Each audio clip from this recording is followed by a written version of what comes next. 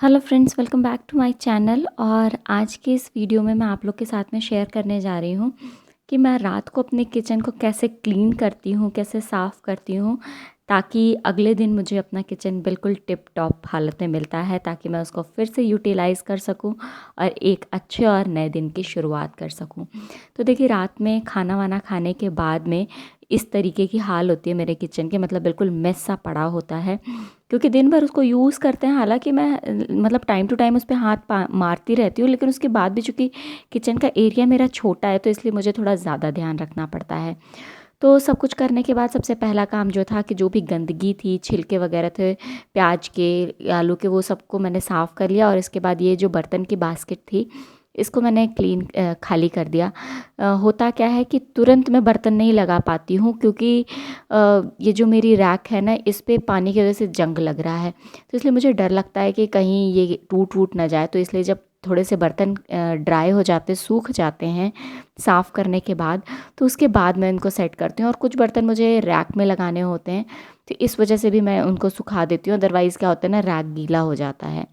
तो जब भी मेरी मेड वॉश करके जाती है तो उसके बाद मैं इस तरीके से या तो शाम को और या तो रात में, जब मैं किचन की क्लीनिंग करती हूँ प्रॉपरली, उस टाइम पे मैं इस बास्केट को खाली करती हूँ, क्योंकि इस टाइम पे जो भी मुझे ज़रूरी बर्तन होते हैं सुबह के, वो भी मैं यहाँ पे क्लीन कर लेती हूँ। और ये जो लेफ़्ट ओवर सब्ज़ी बची हुई है वो मैं निकाल रही हूँ, और जो भी बर्तन खाली हो रहे हैं उनको खाली कर रही हूँ। एक्चुअली सुबह मेरी मेड आने वाली नहीं है, तो इसलिए मैं सोच रही हूँ कि सारे ही बर्तन निकाल लूँगी। अदरवाइज़ क्या होता है, रेगुलर डेज़ पे मैं वही बर्तन निकालती हूँ जिनकी मुझे सुबह ज़रूरत होती है। अदरवाइज़ जब मेरी मेड आती है तो वो सारे बर्तन करती है, लेकिन आज मैं सारे बर्तन कर दूँगी क्योंकि इस टाइम पे मेड मेरी आ नहीं रही है। तो बस यही होता है। देखिए, बर्तनों का काम ऐसा होता है ना कि अगर उनको साथ-साथ, मतलब जैसे आप काम करते रहो और साथ-साथ निकालते रहो तो फटाफट हो जाते हैं। लेकिन अगर आप साथ-साथ नहीं करोगे ना तो वो ढेर सा लग जाता है। और बर्तन तो ऐसे हैं कि एक गिलास पानी भी पिया तो आकर रखने के बाद में वो ढेर ही लगता जाता है। तो बस फटाफट से इसीलिए मैं सारे बर्तनों को साफ़ कर दूँगी, ताकि ढेर ना इकट्ठा हो और फटाफट हो जाए। और छोटे-छोटे जो ग्लास कटोरियाँ होती हैं ना, इनको साफ़ करने में मुझे लगता है ज़्यादा टाइम लगता है, क्योंकि बड़े बर्तनों का क्या है, उनको तो एक बार ही क्लीन कर दो और बस उसके बाद वो ख़त्म। बट छोटे बर्तनों का अंबार सा लग जाता है। तो बस इसी काम में मैं लगी हुई हूँ, ताकि ये फटाफट से कंप्लीट हो जाए और फिर मैं आगे का काम करूँ।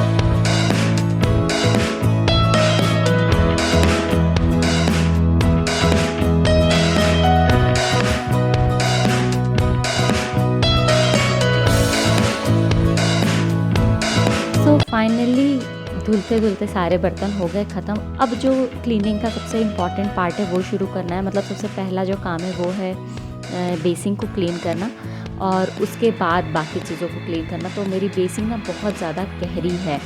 मतलब मैं मतलब इससे पहले कभी भी मैंने इतनी गहरी, मतलब गहरी का मतलब कि बहुत नीचे तक होती है, तो इसलिए उसको साफ़ करने में बहुत ज़्यादा टाइम लगता है। और ये जो साइड के मतलब जो साबुन लग जाता है, तो उसको मैं सबसे पहले क्लीन करती हूँ इस तरीके से। अब अगर एकदम से पानी डाल दूँ तो सारा पानी नीचे चला जाता है और फिर काम बढ़ जाता है। तो इसलिए मैं थोड़ा-थोड़ा पानी डाल करके जितना भी साबुन है उसको अच्छे से वॉश ऑफ कर लूँगी, और उसके बाद जो बेसिन की वॉल है उसको अच्छे से क्लीन कर दूँगी। इस तरीके से अगर साथ ही साथ क्लीन करते रहें ना, तो जो स्टेन पड़ जाता है, पानी का दाग पड़ जाता है, वो सब नहीं पड़ता है। और मतलब आपको जब डीप क्लीनिंग करो तो इस तरह से बहुत ज़्यादा टाइम नहीं लगता है। तो इतना करने के बाद में मैंने जो एक्स्ट्रा वाटर है बकेट का, वो निकाल के बर्तनों को नीचे रख दिया। और अब मैं जा रही हूँ अपने स्लैब को क्लीन करने के लिए।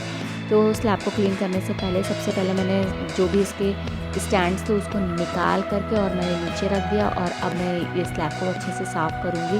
एक्चुअली क्या होता है ना कि गैस को इस तरीके से मैं सिर्फ एक टाइम ही पोंछती हूँ, वो भी रात में, क्योंकि दिन में ऑलरेडी बिज़ी रहते तो हल्का हल्का मैं हाथ मारती रहती हूँ।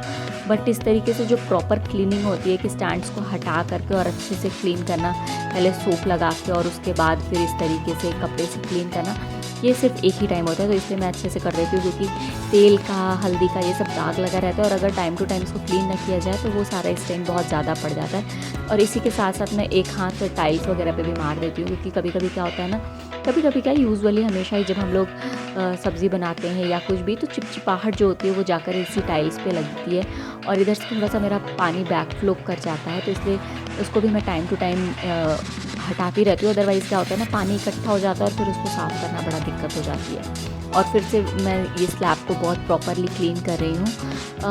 प्रॉब्लम क्या है कि ये ब्लैक है मेरी, जो इस पर ग्रेनाइट लगी हुई है स्लैब पे, तो अगर इसको मैं प्रॉपरली क्लीन नहीं करती हूँ तो इस पर तुरंत ही स्टेन दिखने लगता है। इवन मतलब पानी का भी जो दाग होता है ना साफ़ करने के बाद, अगर उसको देखा जाए तो सूखने के बाद अगर उसको प्रॉपरली सुखाया नहीं जाएगा तो उसका भी दाग दिखता रहता है। और इतना सब करने के बाद अब मैं अपोजिट साइड वाली स्लैब को क्लीन करूँगी। तो उसको करने के लिए जो मेरा कप का स्टैंड है ये सब मैं हटाऊँगी और फिर उसको अच्छे से साफ़ करूँगी, क्योंकि कभी कभी मुझे डर रहता है कि यहाँ पे कॉकरोच वगैरह ना मूव करे, तो इसलिए मैं सोचती हूँ कि एक बार ही साफ़ कर लूँ ताकि मतलब सुबह ऐसी कोई दिक्कत ना हो। लेकिन फिर भी मैं सुबह उठने के बाद एक हाथ हल्का सा मार देती हूँ, क्योंकि कोई भरोसा नहीं होता ना, ये जो इंसेक्ट्स होते हैं या फिर आजकल मेरे घर में ना छिपकली के बच्चे बहुत ज़्यादा हो गए हैं। और इस तरह की छिपकलियाँ यहाँ पर मतलब साउथ में मैंने देखा है कि वो अंधेरे में ज़्यादा चलती हैं, तो दिन में आपको पता ही नहीं चलेगा कि घर में छिपकली है, बट अगर किसी दिन आप रात को उठो तो एकदम से वो दिख जाती है, तो जान निकल जाती है। और इसके बाद मैं ये जो गैस का स्टैंड है इसको साफ़ कर रही हूँ, ताकि इस पर अगर कोई भी दाग वगैरह हो तो एटलीस्ट दिन में एक बार इसको साफ़ करना तो बनता ही है। तो इस तरीके से मैं इसको साफ़ कर लूँगी। और इसके बाद तावा रह गया था, तो तावे को भी मैं अच्छा सा क्लीन कर देती हूँ, क्योंकि सुबह मुझे गाय की रोटी निकालनी होती है, तो अगर तावा साफ़ रहता है तो फटाक से निकल जाते हैं। अदरवाइज़ फिर वही है, सुबह साफ़ करो और फिर काम बढ़ जाता है। इतना करने के बाद मैंने फिर से एक बार वाइप कर दिया अपनी बेसिन को, अदरवाइज़ वो गीली रहती है और उसमें गंदगी फैलती है। और किचन क्लीनिंग के बाद जो दूसरा इम्पॉर्टेंट काम होता है वो होता है दूध गर्म करना सबके लिए। तो बस वही कर रही हूँ मैं कि दूध को गर्म करूँगी, सबको दूँगी और बस उसके बाद एक हल्की से, जब तक दूध गर्म हो रहा है तब तक मैं सोच रही हूँ कि नीचे भी गंदगी गिर जाती है तो कॉकरोच वगैरह का डर रहता है, तो इसलिए मैं सोच रही हूँ कि एक बारी हल्का सा झाड़ू मार दूँ ताकि वो अच्छे से ना सारा कूड़ा इकट्ठा हो जाए। और बस जब तक मेरा दूध भी गर्म हो गया और मेरा झाड़ू भी लग गया, तो इस तरीके से अगर मैनेज करके काम करते हैं ना तो कोई भी काम ज़्यादा नहीं लगता, मतलब कोई भी काम बहुत बर्डन वाला नहीं लगता है। मैनेजमेंट के साथ सारे काम आसानी से हो जाते हैं और क्लीनिंग भी हो जाती है। देखिए जो इतना मेस पड़ा हुआ था मेरा पूरा का पूरा स्लैब, वो बिल्कुल सिस्टमेटिक हो गया, ऑर्गेनाइज हो गया और साफ़ हो गया और सुबह के लिए बिल्कुल रेडी हो गया। अब मैं जब सुबह उठूँगी तो बस ये फटाफट तैयार रहेगा मुझे काम करने के लिए। और जो छोटी मोटी तैयारियाँ होती हैं ना वो भी मैं शाम को मतलब रात को ही कर लेती हूँ, ताकि सुबह कोई हड़बड़ी सी ना रहे। तो बस ये अब मैं जा रही हूँ दूध देकर आऊँगी श्रीनिका को, और बस ये फटाफट से मेरी किचन की क्लीनिंग हो गई।